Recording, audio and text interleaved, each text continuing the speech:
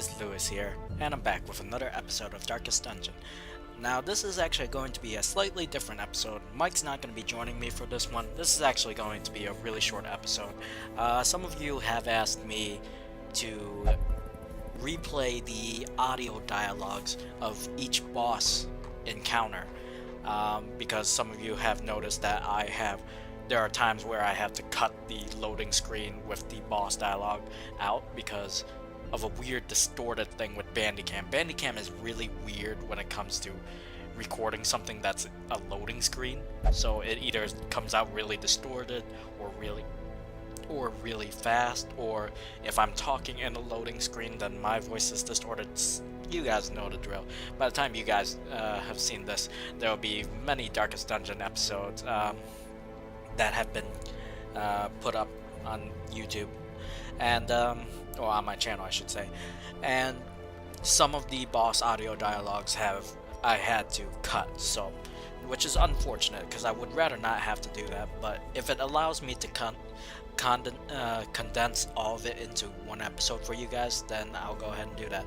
And also the fact that me and Mike have pretty much done everything there is as of currently for Darkest Dungeon. I'm actually at the point where some trinkets are not even appearing anymore. For example, the ancestral trinkets, for most high-risk missions, they generally are a fixture, so sometimes you'll get missions to go after ancestral item trinkets, but as you can see here, it's some of the rewards are a little lackluster, and I think the majority is because I've already completed or found most of them anyway, so we probably won't see more until the Cove is added, and Darkest Dungeon will eventually be added, but this area is going to be a high-risk area.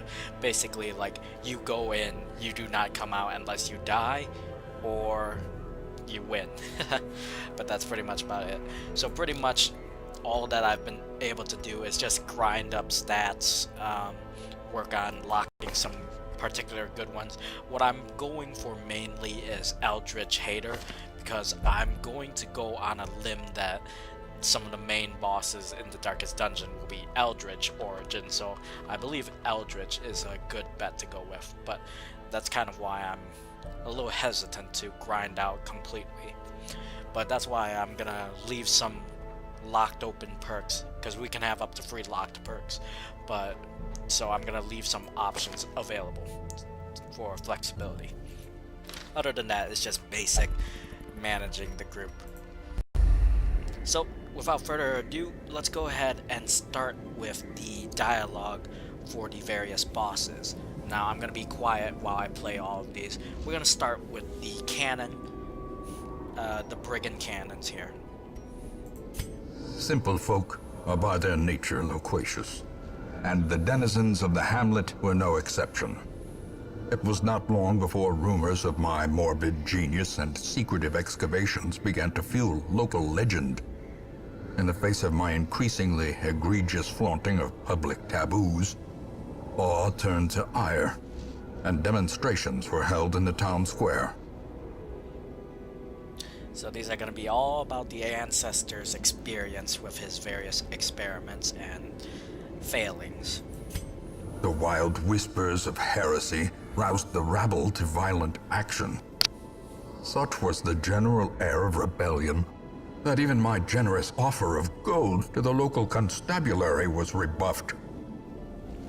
To reassert my rule, I sought out unscrupulous men skilled in the application of force. Tight-lipped and terrifying, these mercenaries brought with them a war machine of terrible implication. As you can see here, the ancestor hired outside help to quell the rebellion in his hamlet, aka the brigands, which we killed off. Eager to end the tiresome domestic distraction, I instructed my newly formed militia of hardened bandits, brigands, and killers to go forth and do their work. Compliance and order were restored, and the noisome population of the hamlet was culled to more manageable numbers. Yeah, pretty much as bad as you can expect from the ancestor. Alright, moving on to the flesh boss here. My zeal for blood rituals and summoning rites had begun to ebb, as each attempt invariably brought only failure and disappointment. Progress was halting, and the rapidly accumulating surplus of wasted flesh had become burdensome. So, as mentioned by some of the pig boss dialogue, some of these experiments required the use of pig flesh. So these are the failed experiments that became the flesh boss. I could not store such a prodigious amount of offal, nor could I rid myself of it easily, possessed as it was by unnameable things from outer spheres. When excavations beneath the manor broke through into an ancient network of aqueducts and tunnels, I knew I had found a solution to the problem of disposal. Sometimes the problem is... Wait. That was weird. For some reason he was just like about to say something and then it just cuts out. Don't know if that's a bug on part of the audio. Let me replay that again. I could not store such a prodigious amount of offal. It's weird. We saw that Nor could I happening rid myself of it easily, last part. possessed as it was by unnameable things from outer spheres. When excavations beneath the manor broke through into an ancient network of aqueducts and tunnels, I knew I had found a solution to the problem of disposal. Yeah, see? It's... I guess it's just unused audio they didn't clip properly. Maybe they'll fix it eventually. Anyway, next one. The spasmodically squirming, braying, and snorting half-corpses were heaped each upon the other until at last I was rid of them. The warrens had become a landfill of snout and hoof, gristle and bone, a mountainous, twitching mass of misshapen flesh fusing itself together in the darkness. The spasmodically squirming, Yeah, okay, so it seems like it was on loop and they forgot to clip it properly. That's a bit of an oversight, but it's alright. Alright, moving on to the Hag Witches. I had collected many rare and elusive volumes on ancient herbal properties, and was set to enjoy several weeks immersed in comfortable study. My work was interrupted, however, by a singularly striking young woman who insisted on repeated calls to the house. Well, you're a particularly striking young woman. She definitely changed with work. Her knowledge of horticulturalism and its role in various arcane practices impressed me greatly. My licentious impulse gave way to a genuine professional respect, and together, we began to plant, harvest, and brew.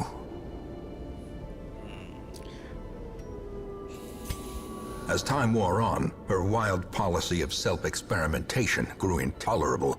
She quaffed all manner of strange fungi, herbs, and concoctions, intent on gaining some insight into the horror we both knew to be growing beneath us.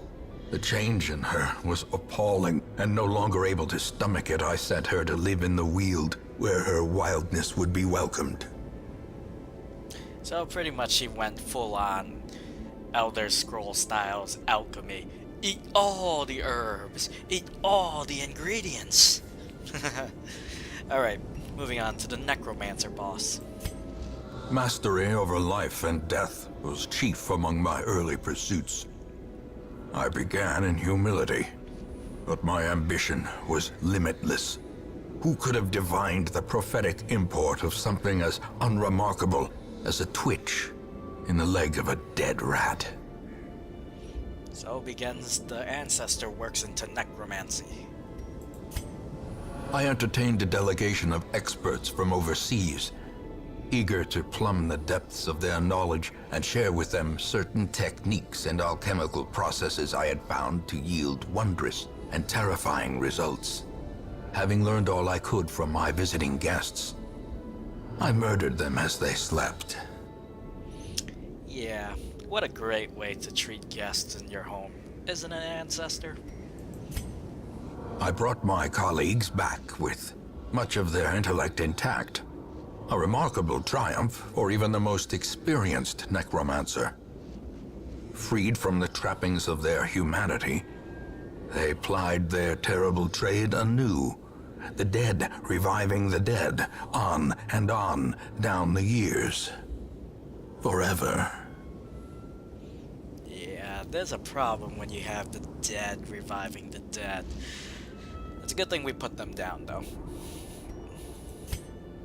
Excavations beneath the manor were well underway when a particularly ragged indigent arrived in the hamlet. This filthy, toothless miscreant boasted an uncanny knowledge of my ambitions and prognosticated publicly that, left unchecked, I would soon unleash doom upon the world. Well, the prophet wasn't wrong. I mean, look at the situation you put us in. The things you do for eldritch powers. This raving creature had to be silenced, but doing so proved maddeningly impossible. How had he survived the stockades, the icy waters, and the knives I delivered so enthusiastically into his back? How had he returned time and time again to rouse the townfolk with his wild speculations and prophecies? Pretty much the Rasputin of Darkest Dungeon. He just keeps coming back. Finally, resigned to his uncommon corporeal resilience, I lured him to the dig. There, I showed him the thing and detailed the full extent of my plans. Triumphantly, I watched as he tore his eyes from their sockets and ran shrieking into the shadows, wailing maniacally that the end was upon us all. Well, once again, he wasn't completely wrong, and we did end up killing the prophet. He was an annoying boss, no doubt. And lastly, the swine bosses. The ways and rituals of blood sacrifice are difficult to master. Those from beyond require a physical vessel if they are to make the crossing into our reality. The timing of the chants is imperative. Without the proper utterances at precise intervals, the process can fail spectacularly. Yep, so this is pretty much summoning otherworldly beings into the bodies of pigs. My first attempts at summoning were crude, and the results disappointing. I soon found, however, that the type and condition of the host's meat was a critical factor. The best results came from pigs, whose flesh is most like that of man. And pretty much the failed experiments became the flesh bosses. Thanks a lot for that. You made so many problems. Two problems with one. Awesome. The great thing I had managed to bring through was brutish and stupid. Moreover, it required prodigious amounts of meat to sustain itself. But this was only a trifling concern. After all, I had a village full of it. Yep, and the swine god, although was very difficult the first time I went up against it, we managed to kill it. Anyway, that's all of the current boss audio dialogues up until the next update. By the time you guys see this video though, I don't know how I'm gonna be having my video schedule, because I do have a lot of videos to juggle and I do want to keep a little bit of variety in my video schedule. So some weeks it'll be Darkest Dungeon a lot, and other weeks it'll be a bunch of random videos from some of my other series or one-offs, depending on how I order it. But like I said, by the time you see this episode, the Cove update might already be out. So I'm kind of gonna try to put a priority of putting Darkest Dungeons video out from week to week. Maybe a few parts. I know one of the episodes we did was a free parter. You guys would have seen that by now. But yeah, that's how it's gonna be. Or like I said, the Cove update could have been already out by now, and me and Mike could have probably started recording it. Once again, this will be the last episode for Darkest Dungeon until the Cove update comes out. I'm very eager to see what they come up with the Cove, as well as what they do for the Darkest Dungeon. But the one suggestion I could probably I would make for Red Hook here is either we get a increase in roster size to accommodate any new future classes, or just an extra set of heroes, because as it is right now, I only have heroes that are level 4 and above, which means I can only do yellow and red missions. I can't do green missions, and as most of the new region starts out in the green missions, what I would have liked, like, is you have a set of like green, yellow, and red all at the start, so that way you don't have to, like, let's say we go in, there's no roster size increase, but I want to get some new heroes. Obviously, I'm gonna have to dismiss some people and then start fresh with a couple of people, which, I mean, I'm not opposed to, but it would be nice if we have the option of, like, hey, just go straight to yellow if you think you can take on the challenge. And that kind of fits in with my idea of Darkest Dungeon. It's like, this is a game that's not afraid to punish you, and at the same time, it also rewards you for taking risks. Sometimes risks can lead to bad situations, from you've probably seen from some of my videos on Darkest Dungeon, but sometimes they are, really rewarding. But that's just my little suggestion to Red Hook. It's just a variety in starting missions so that people aren't level locked. Like, there are probably some people who are like completely level 6 all across the board. Maybe they just want to jump and crash course the Cove with just red missions right off the bat. I don't know. That's how it is. But then again, there is the issue of the green, yellow, and red bosses for the particular region, so I guess I can understand why Red Hook wants to do it like that. Again, I'm not a game developer. I'm just making a suggestion. It would be interesting to see if that's an option. But anyway, that's gonna be it for episode 18 of Darkest Dungeon.